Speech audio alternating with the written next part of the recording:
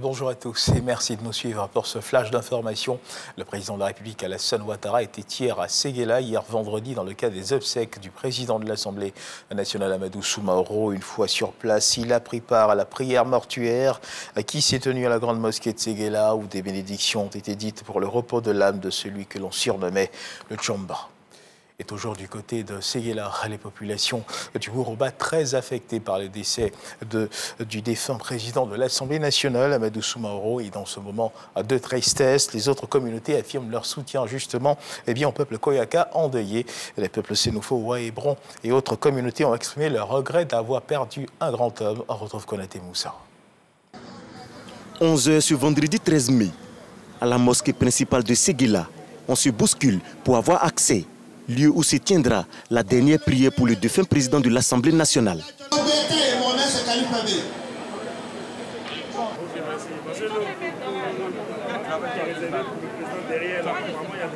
12h30, l'arrivée de la dépouille d'Amadou Soumaoro. Il est 13 h, le président de la République Alassane Ouattara fait son entrée dans la mosquée. Après le serment de l'imam Abaka Bakayoko, suivi de la prière du vendredi, place maintenant à la prière mortuaire. Après cette étape, c'est le départ pour le lieu de repos éternel.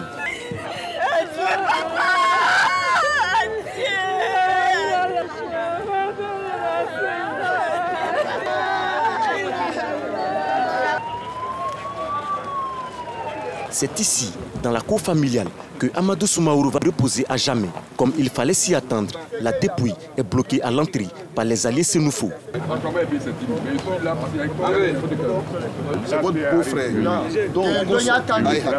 Après des échanges, la voie est dégagée.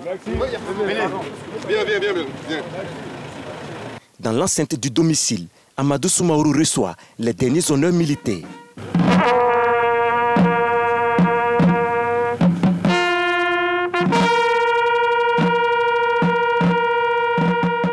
C'est donc l'heure de l'ultime séparation. Amadou Soumaoro va reposer auprès de son père Loseni Soumaoro. Et sous le regard de son mentor, le chef de l'État Alassane Ouattara. Adieu, grand serviteur de l'État. Adieu, Tchamba.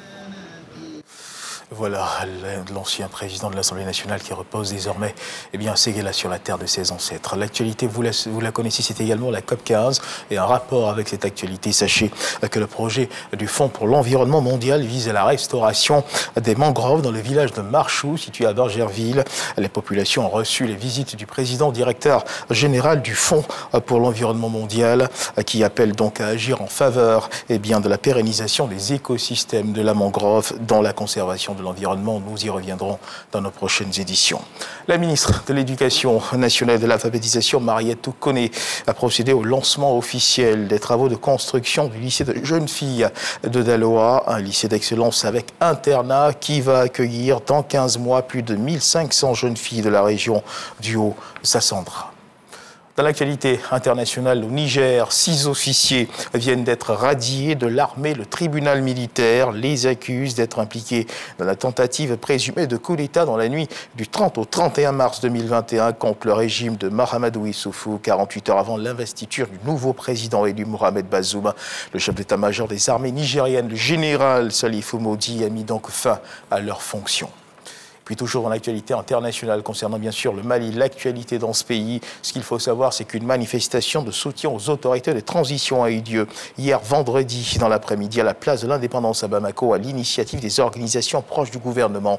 Notons également qu'en France, des associations de la diaspora malienne avaient appelé des rassemblements, notamment à Paris. Une centaine de personnes se sont retrouvées dans la capitale française, place de la République, avec des mots d'ordre à Bamako, de soutien donc à Bamako pour exprimer leur soutien également aux FAMA, les forces armées maliennes, et pour exprimer leur point de vue sur le rôle de la CEDEAO et pour réclamer la sortie du franc CFA.